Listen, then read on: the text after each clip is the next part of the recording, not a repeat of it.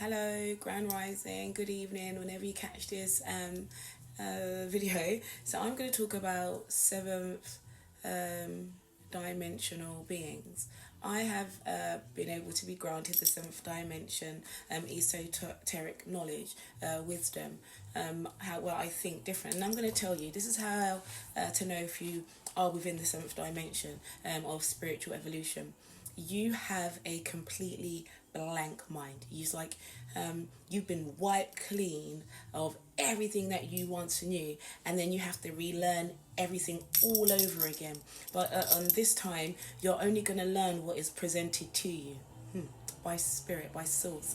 So I may be just sitting here and I be on social media, I get random videos or random music or random information. I get told to go onto a certain platform. It's like you're then guided by spiritually. Another sign is basically you do not live in the past, and you don't even live in the present. You take every information, everything that you have learned, and you break it down into little minuscule pieces. You disperse of the negative, and you regenerate. You regenerate a whole new infrastructure to build for the future. So I'm going to give you an example. Slavery. I don't even think about that. It's not my concern. But what I can do is pay my respect to the ancestors and those who went through it and stood in their power and united and abolished and things like that.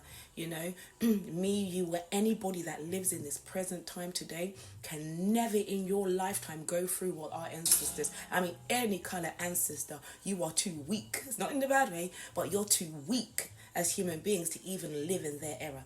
Okay, you're too weak to live in their lifetime, because those eras back then were not easy. Okay, so what you can do is pay gratitude and respect for what they had to go through and what they had to fight for back then, and implement it in today. Okay, that means you have to learn how to be selfless. Okay, don't lose sight of what they fought for, so we can carry it into our future. Now, us seven-dimensional beings, we are box builders. We don't stand outside of a box and think about the infrastructure of that box. We are the original box builders. Okay, we can cipher through so much information and so much history and take parts from it and then disperse the parts that are not needed.